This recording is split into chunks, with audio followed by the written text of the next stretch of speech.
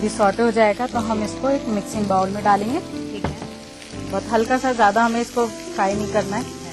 और गैस हम थोड़ा सा लाइट करेंगे सिम पर।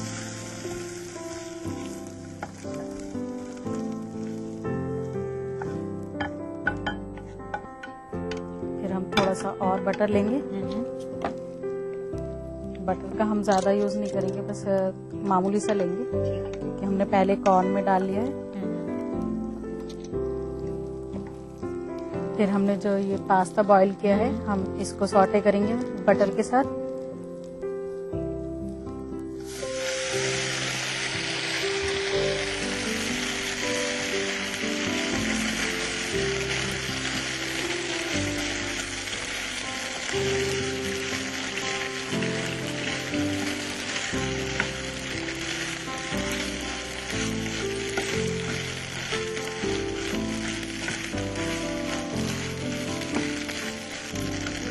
हम गैस ऑफ कर देंगे।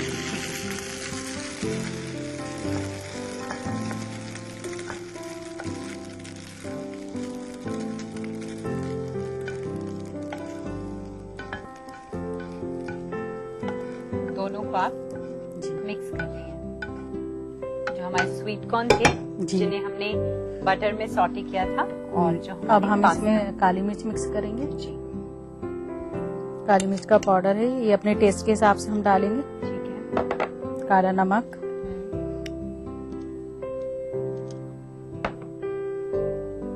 थोड़ा सा व्हाइट नमक डालेंगे। जी, थोड़ा सा धनिया और लेमन जूस। लेमन जूस बहुत से को ज्यादा खट्टा चाहिए तो वो ज्यादा डाल सकते हैं।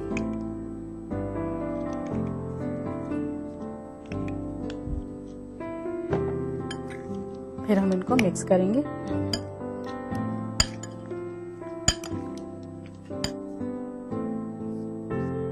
फिर हम इसको गार्निश करेंगे टमाटर और शिमला मिर्च से। ठीक है। तो गार्निश का मतलब ये है कि थोड़ा सा मैं मिक्स करती हूँ और फिर उसको गार्निश करूंगी जब मैं सर्विंग प्लेट में करूंगी इसको। ठीक है। तो मैं थोड़ी सी इसमें मिक्स कर देती हूँ कलर के लिए।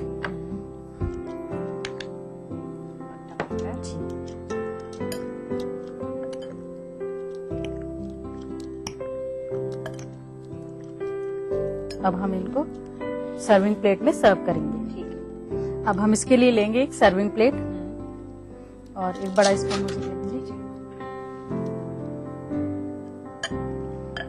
फिर हम सर्व करेंगे।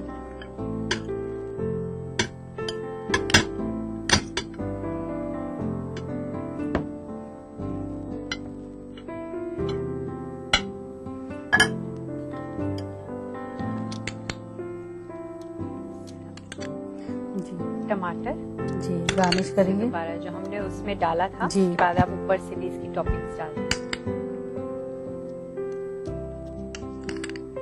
हरी शिमला मिर्च के अलावा और भी हेल्दी बनाने के लिए क्या हम और तरह की शिमला मिर्च भी इस्तेमाल कर सकते हैं? हाँ, कलरफुल भी आती हैं, जैसे रेड भी होती है, येलो भी होती है। जी, वो भी हम डाल सकते हैं।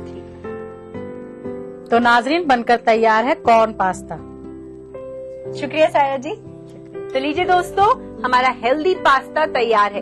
इसे घर पर बनाने के लिए नोट कीजिए इसकी रेसिपी। कॉर्न पास्ता सैलेड बनाने के लिए चाहिए स्वीट कॉर्न, पास्ता, काली मिर्च, काला नमक, नींबू का रस, नमक, तेज पत्ता और बटर। कॉर्न पास्ता सैलेड बनाने का तरीका: सबसे पहले एक पैन ले, उसमें पानी और पास्ता डालकर बॉईल करके एक बाउल में निकाल ले। फिर एक पैन में बटर और स्वीट कॉर्न डालकर भूने और एक बाउल में निकाल लें। फिर उस बाउल में उबली हुई पास्ता, काली मिर्च पाउडर, काला नमक, हरा धनिया और नींबू का रस डालकर मिक्स करें और एक सर्विंग प्लेट में निकालकर सर्व करें।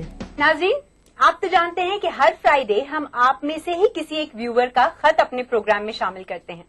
तो अगर आप भी चाहते हैं कि आपकी रेसिपी हमारे प्रोग्राम का हिस्सा बने, तो जल्दी से उसे खत के जरिए हम तक पहुंचा दीजिए।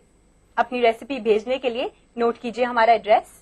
हमारा पता है अक्से रसोई, 2E/12 3rd floor, Jhandewalan extension, new Delhi 910055। हमारा ईमेल आईडी है responseurdu@etv.co.in।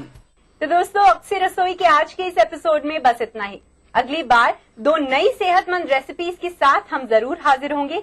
तब तक के लिए आपको अपनी सेहत का पूरा ख्याल रखना होगा। खुदा हाफिज।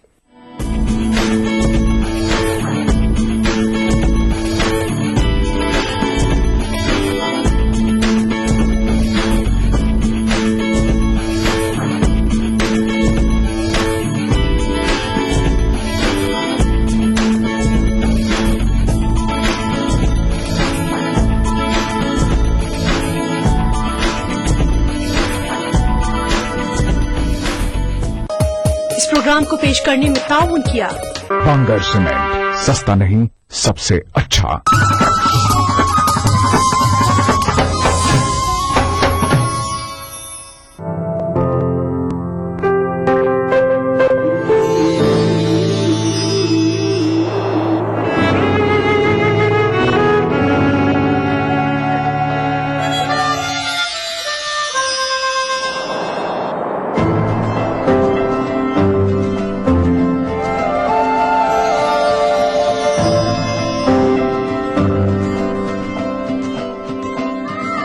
नए एहसासों से जुड़े नए रिश्ते बिखेरेंगे रंग। जिंदगी लाइव सीजन 5 इतवार दोपहर 12 बजे और शनिवार दोपहर 12:30 बजे।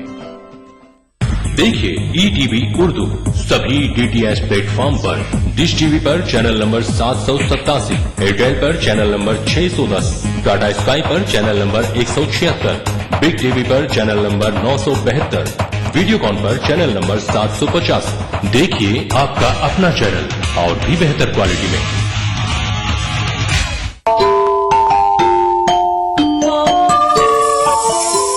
इस्लाम फॉर किड्स यानी इस्लाम बच्चों के लिए, इस प्रोग्राम में कुरान और हदीस के किस्से और वाकयात, हजरत मोहम्मद सल्लल्लाहु अलैहि वसल्लम और सहाबा की जिंदगी के हालात और इस्लामी तालीमात के अहम वाकयात पेश किए जाएंगे। इसमें हमारे लिए सबक है, गाइडेंस है और रहनुमाई का सामान है। इसी के साथ साथ इस्लामी तालीमात की वो बातें भी हम आपके सामने रखेंगे जिसमें मॉरल वैल्यूज सिखाई गई हैं, ताकि हम अपने अंदर आला कैरेक्टर, आला अखलाक पैदा कर सकें और दुनिया और आखिरत में कामयाबी हासिल कर सकें। इस्लाम फॉर किड्स हर इतवार सुबह 9 बजे सिर्फ ETV उर्दू पर। ETV उर्दू पर अगला प्रोग्राम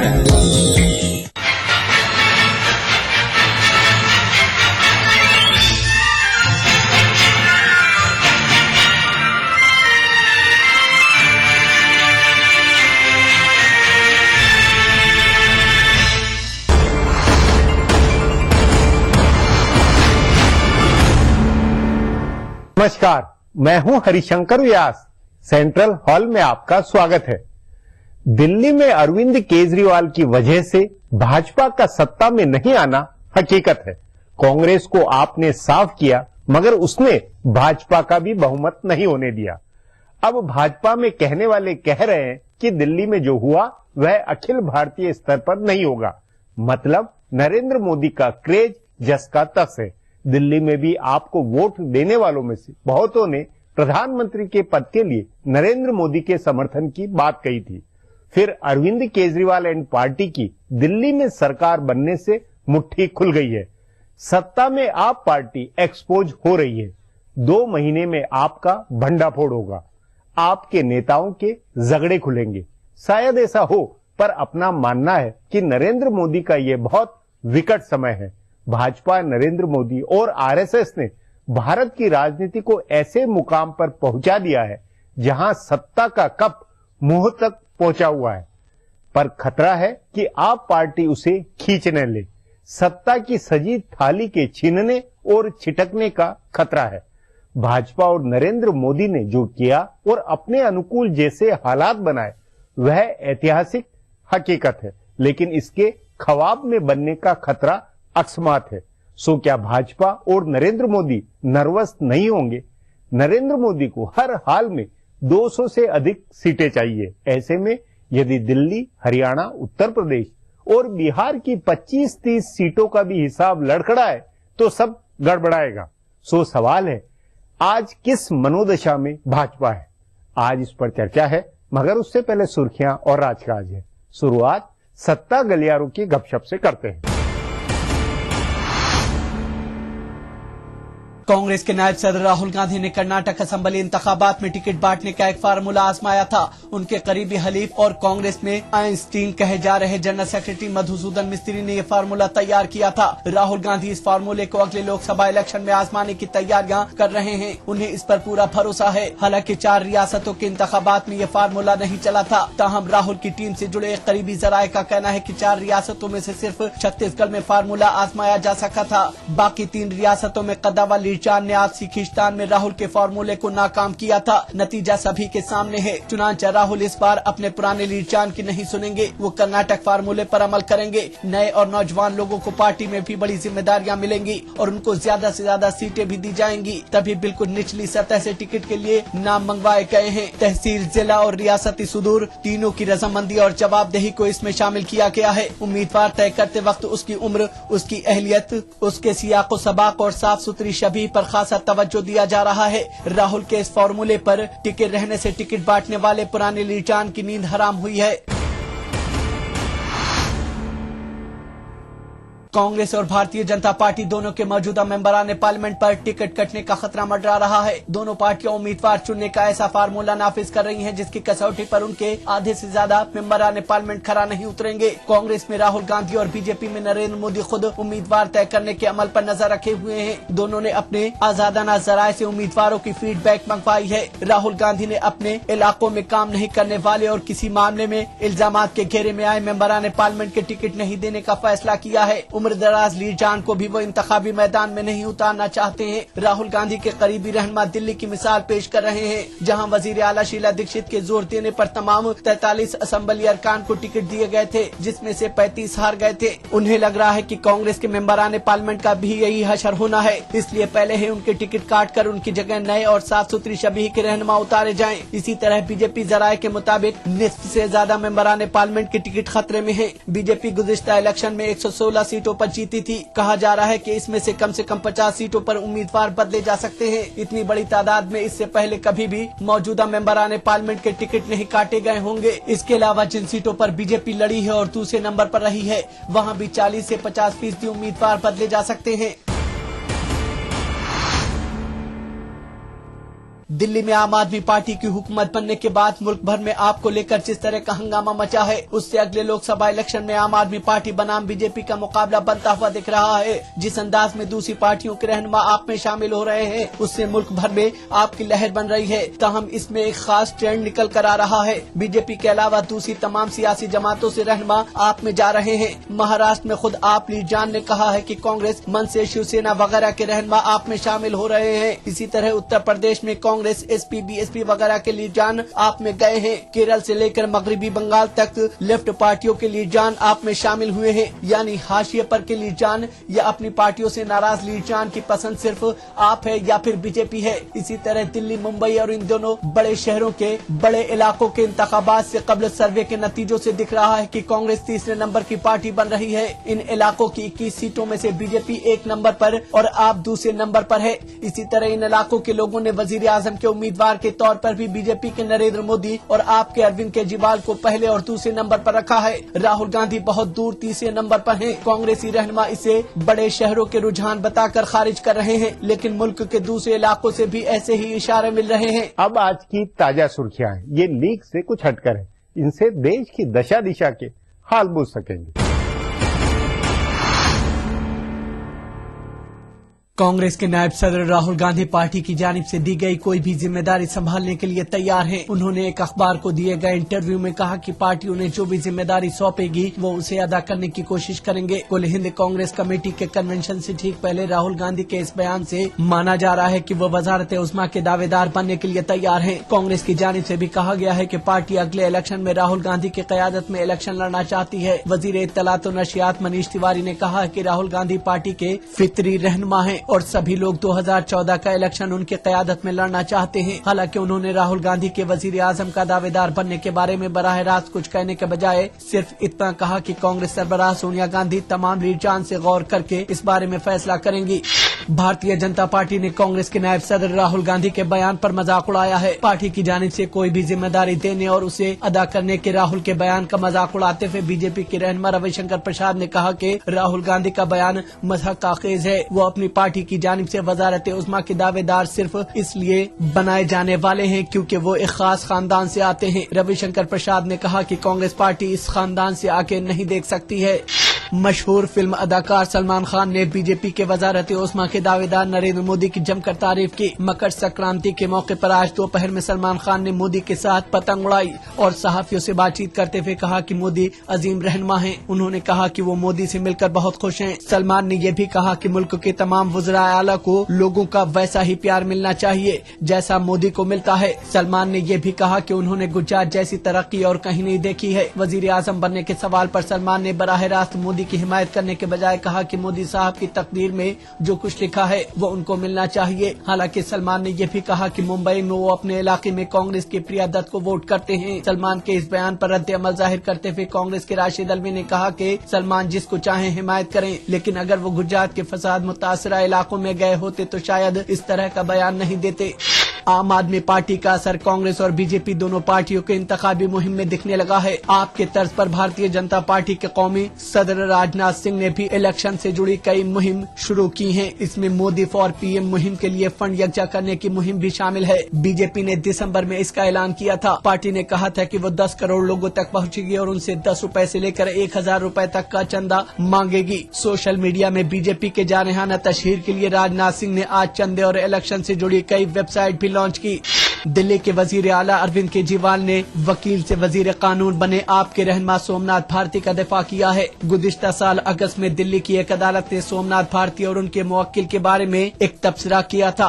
अदालत ने कहा था कि वकील होने के नाते उनका किरदार नामुनासिब और गैर इखलाकी है और इसे सबूतों के साथ छेड़छाड़ माना जा सकता है। भारती ने अपना दिफा करते हुए कहा कि उन्होंने अपने मुवक्किल के साथ मिलकर उस आदमी की ऑडियो सीडी बनाई थी जो उनके मुवक्किल को फंसाने की कोशिश कर रहा था। हालांकि भारती सवाल को टाल गए कि दिफाई फरीक का वकील होकर उन्होंने इस्तगासा के फरीक के वकील से राब्ता कायम क्यों किया। केजरीवाल ने भी वजीर का दिफा करते हुए कहा है कि अदालत का तबसरा वाजिब नहीं है और उसे भारती की जानिब से दिए गए सबूतों की पड़ताल करनी चाहिए थी।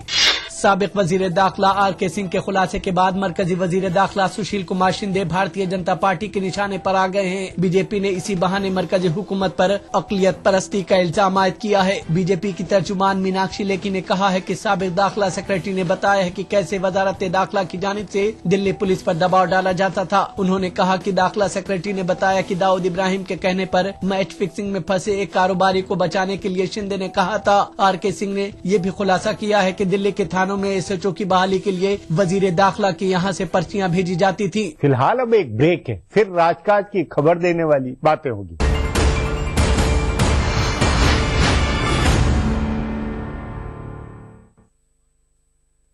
ये सिर्फ एक लोहे का टुकड़ा नहीं, जब खेतों में चला तो इसमें सोना उगला, जब कंधे पे रखा तो स्वाभिमान बन गया। इस लोहे के टुकड़े से कमाया एक जमीन का टुकड़ा, एक जमीन के टुकड़े से खेत के खेत, खेतों से कमाई इज्जत।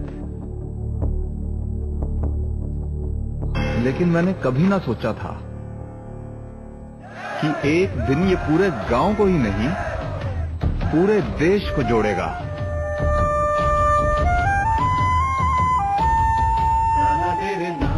ये कहानी थी एक गांव के योगदान की। इसी तरह देश का हर गांव देगा एक कृषि औजार जिसके लोहे को मिलाकर बनेगी दुनिया की सबसे ऊंची किसानों के महान नेता लौह पुरुष सरदार पटेल की प्रतिमा।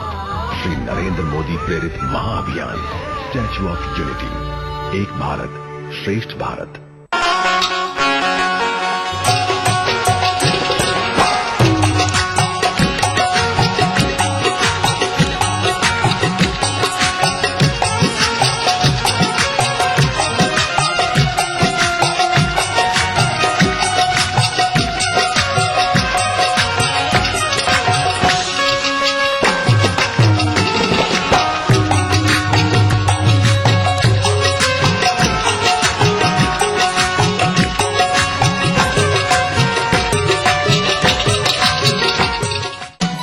दक्कन की हर छोटी बड़ी सरगर्मी पर हमारी नजर, लेकिन आप तक पहुंचाते हैं सिर्फ वो खबर जो करे आपको बेदार।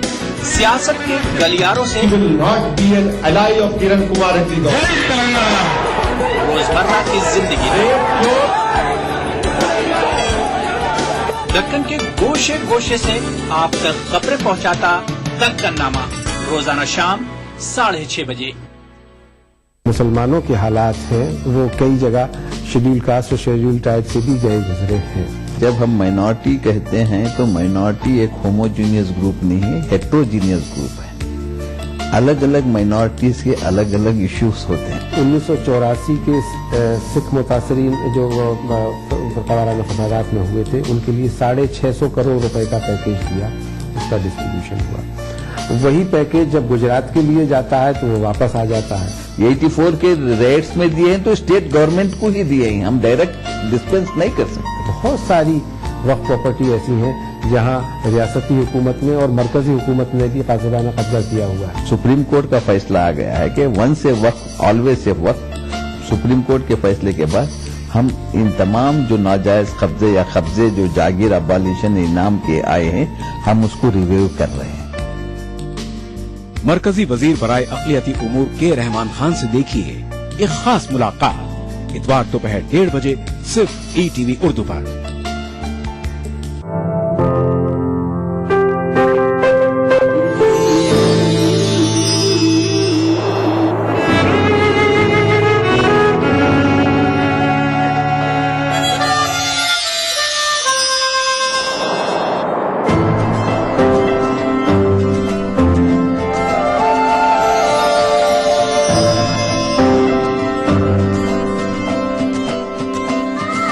नए एहसासों से जुड़े नए रिश्ते बिखेरेंगे रंग।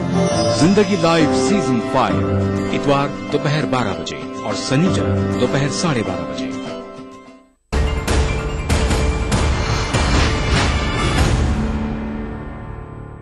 ब्रेक के बाद आपका स्वागत है। हाशिए में इधर उधर कई बातें व घटनाएं दबी हुई होती है, इनका खासा राजनीतिक अर्थ होता है। उन्हीं में से अब पेश है राजकाज की कुछ बातें।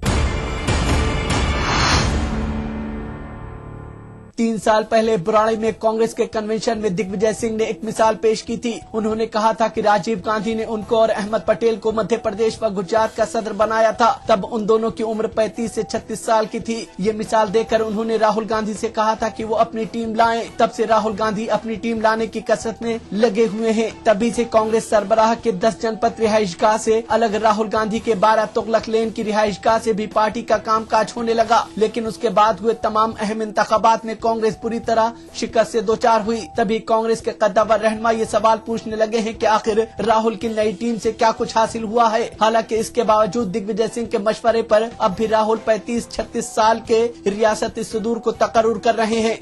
कांग्रेस सरबराह सोनिया गांधी की बेटी प्रियंका गांधी वाड्रा इस बार सिर्फ 2 लोकसभा इंतखाबी हलकों में काम करेंगी। कांग्रेस की जानिब से किए गए इस ऐलान के बहुत खास मायने हैं। इसका मतलब वाज़ेह है कि वो खुद इस बार इलेक्शन नहीं लड़ेंगी और सुल्तानपुर की सीट पर तशहीर के लिए नहीं जाएंगी। और इस तरह कांग्रेस ने राहुल गांधी का एक इकलौती क़यादत का भी ऐलान कर दिया है। पहले प्रियंका गांधी के जिम्मे रायबरेली, अमेठी और सुल्तानपुर तीनों सीटें हुआ करती थीं। गुज़िश्ता असेंबली इंतखाबात में भी उन्होंने इन तीनों लोकसभा सीटों की 15 असेंबली सीटों पर तशहीर का काम संभाला था। लेकिन इस बार सिर्फ रायबरेली और अमेठी में काम करेंगी, क्योंकि सुल्तानपुर सीट से उनके चचेरे भाई वरुण गांधी इलेक्शन लड़ने की तैयारियां कर रहे हैं। इसलिए वहां के कांग्रेस उम्मीदवार की तशहीर में नहीं जाएंगी। भाजपा के लिए अपने प्रभाव क्षेत्र की एक लोकसभा सीट का मतलब है।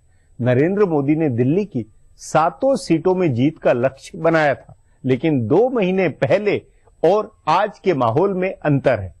अरविंद केजरीवाल एंड पार्टी की अनहोनी भाजपा को नए सिरे से सोचने के लिए मजबूर करेगी। इस पर आगे चर्चा करें उससे पहले देखें मेरा ये खुलासा।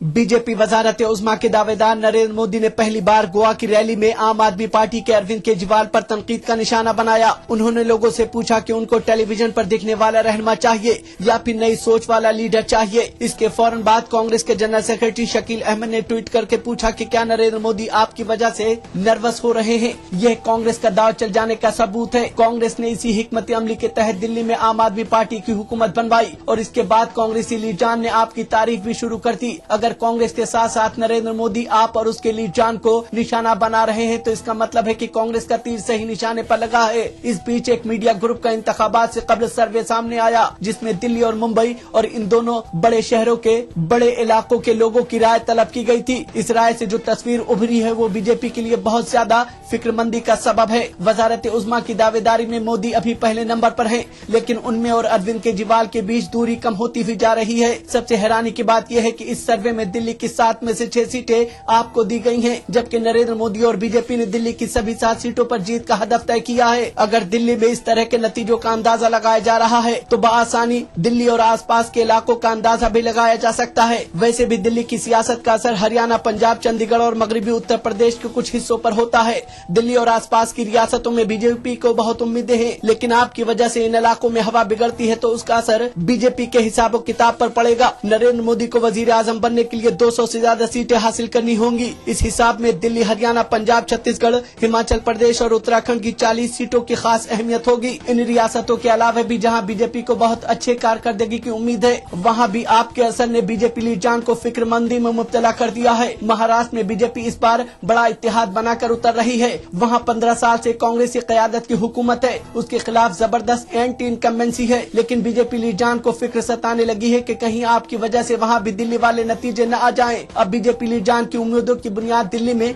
केजरीवाल हुकूमत के कामकाज और उनकी पार्टी के अंदर की दाखिली खींचतान से जुड़ा हुआ है। बीजेपी के कुछ लीड जान मान रहे हैं कि दिल्ली में कांग्रेस की हिमायत से हुकूमत बनाकर केजरीवाल ने अपने आप को कांग्रेस की बी टीम साबित कर दिया है। इससे उनके तई हमदर्दी रखने वाले मोदी हामी वापस बीजेपी के खेमे में लौटेंगे। ये पैगाम फैलाया जाएगा कि आपको वोट देने का मतलब है कांग्रेस को वोट देना। दूसरे अगले 2-3 महीने में केजरीवाल के इंतजामी सलाहियत की भी पोल खुल जाएगी। तीसरी उम्मीद ये है कि आपके अंदर कई अलग अलग नजरियात के लोगों के आने से उनका दाखिली झगड़ा बढ़ेगा, जिसकी वजह से आप सिमटेगी। अब एक ब्रेक है, उसके बाद भाजपा पर आपके असर की चर्चा करेंगे।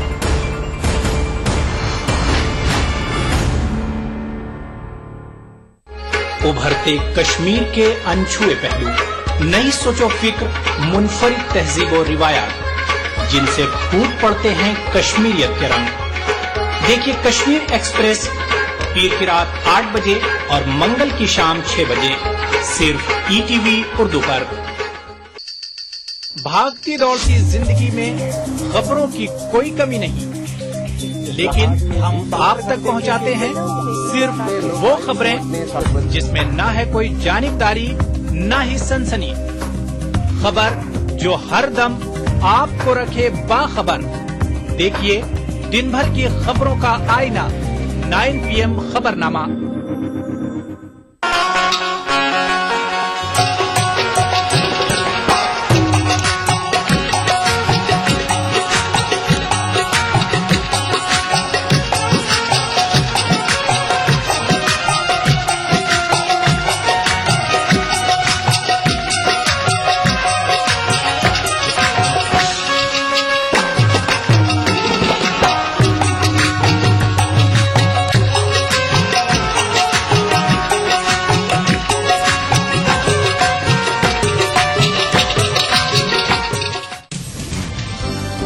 जिंदगी के इस सफर में सच्चाई हमारी हमसफर हो।